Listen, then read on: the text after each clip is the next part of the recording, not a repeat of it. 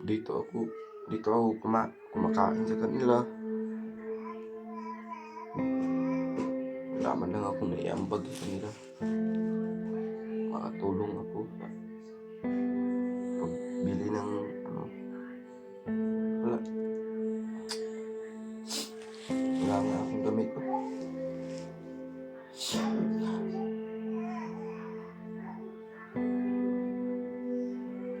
Ay, dito na ako. What's up mga tol? Isang pagpalang araw po sa lahat, no? Yung mga tol, sila Kuya Miko yung mga tol ay kinuha na si Janjan mga tol. Kinuha na si Janjan. Sana ayos naman si Janjan. Mabuti yung kalagayan niya. Iniwan lang ako. Ako lang kasi dito mga tol. Iniwan lang ako dito kasi magbabantay ako dito sa bahay. Kasi kagabi, narangan sila ng mga tauhan ni Commander.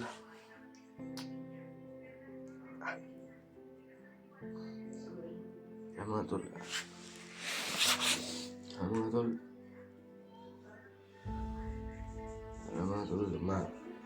maayos naman dyan para makuha na nila yung kapatid ko. Kasi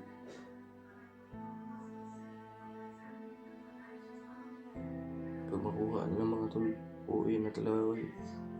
Nahiya na ako dito mga tol. Nahiya na ako dito. Kasi mga tol, dito ako naman patulog. Nahiya na ako mga tol kay Kuya Miko. Akin na akong nanghihiram ng damit, shirt. Wala nga akong brief mga tol. Nanghihiram pa rin ako kay Kuya Miko ng brief.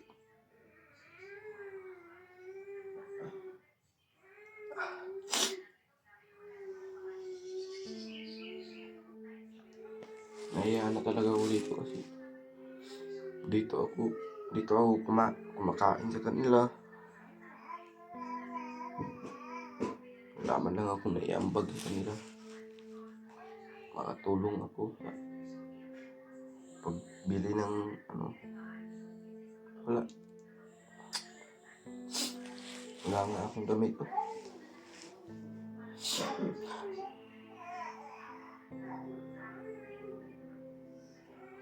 Ay, dito na ako. Ano lang ako dito ngayon? Hiya na talaga ako kay Kuya Miko.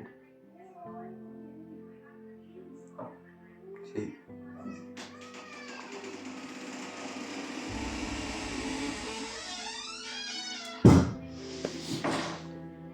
lagi na akong pinapahiram ng mga damit, short. Sabi ni Kuya Miko, mahiya na gamitin niya. Dahil ano naman tayo? May puso. Sana makuha naman yung kapatid ko. Ay, talaga ako mga tol. Dahil binaril si Janjan. Binaril dito mismo sa pamamahay. Ay, talaga ako. Baka yung kapatid ko naman.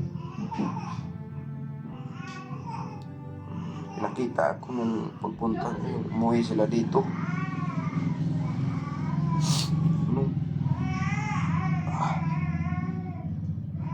Kasi yung kahoy daw yung kukunin nila.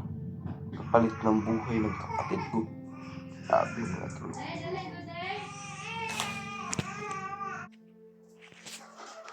Talaga ko mga tol kasi dabi.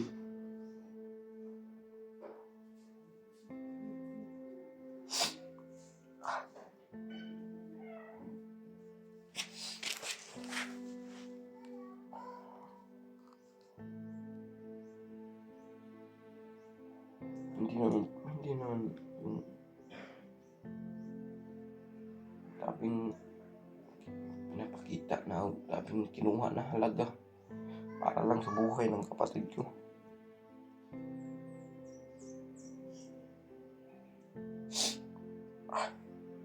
Umiiyak talaga ako mga tol.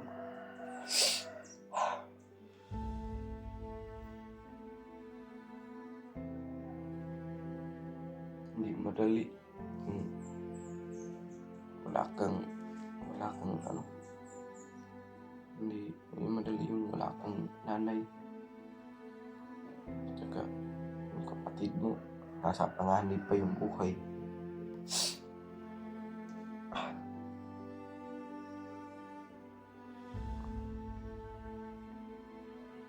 Hindi ko alam kung aakyat ba ako mag-isa. Hindi ko alam. Gusto ko na talagang makita yung kapatid ko. Gusto ko na siyang mayakap.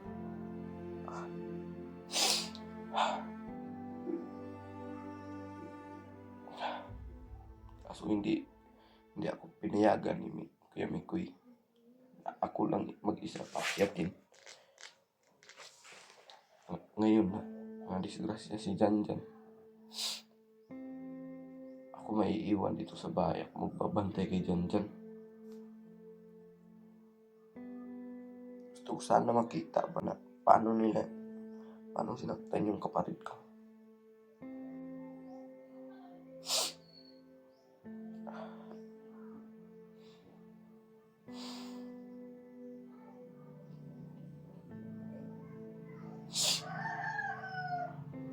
Dito kagabi, buti na lang kagabi nakaano sila Kuya Mikoy, nakalusot sila kagabi kasi bumalik dito sa bahay. Lumaktod sila, may shortcut na sila, hindi na sila dumaan yung dating dinadaan nila.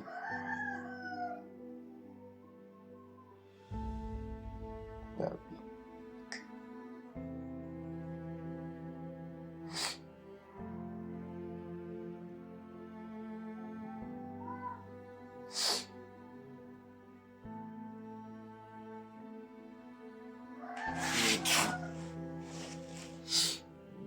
Ito lang ako mag-isa lang ako rin sa kwarto.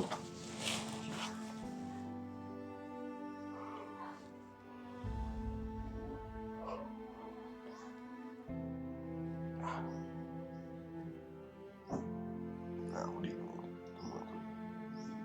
Parang naiyak talaga ako.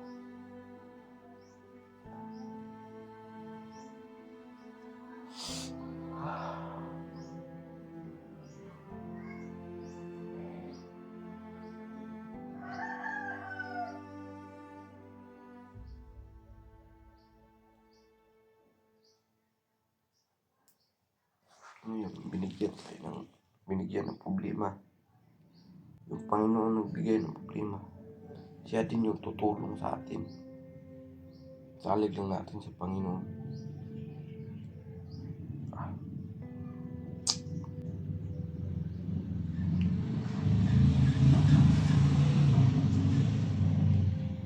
Kasi bigla ang pangyayari yun. Nang laba lang si Janjan, tapos binabantayan ko sa labas. Pagputok ng baril, akala ko talaga naulo si Janjan.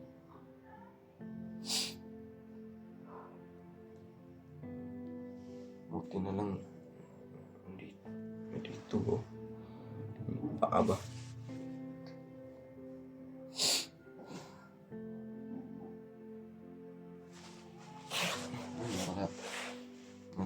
Si Kuya Mikoy kanina nag-chat sa akin. Pabalik na daw sila. Balik na daw sila Kuya Mikoy. Balik na daw dito. Hintay ko dito. Sana okay lang dyan pag uwi dito. Oh, wala nga ako. Kapajama lang ako. Ito pajama na to kay Kuya Mikoy ito. Napahiram niya ako. Wala nga akong damit. So boxer. Ang Kuya Mikoy din ito. Kasi wala talaga ako mga tol. Wala talaga akong dala. Isang pares ng kanina. Wala talaga. Nahiya na nga ako eh. Dahil lagi na lang akong nanghiram sa kanya.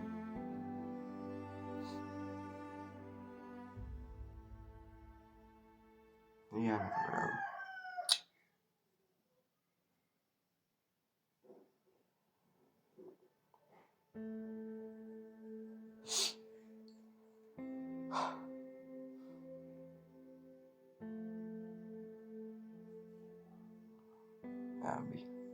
Grabe pagsubok na dinadaanan.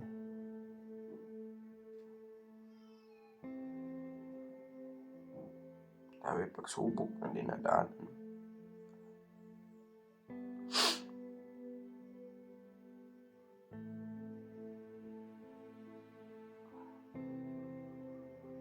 Alala talaga ako sa kapatid ko. Ano na nangyari nun.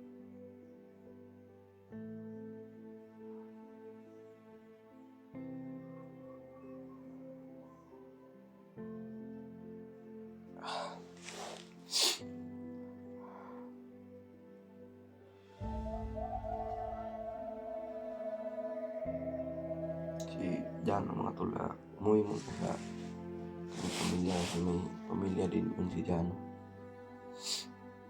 Oh. Okay.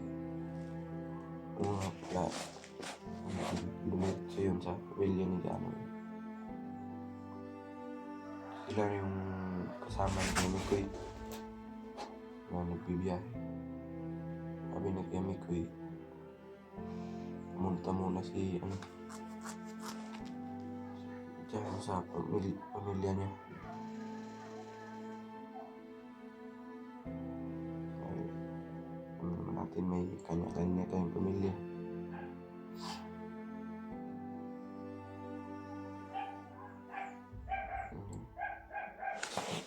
Mga tol, update lang po kayo mamaya.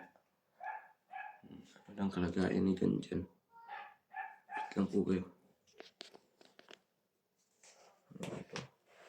So, yun mga tol, yung magtatapos ang ating video. Shoutout lang dyan sa lahat.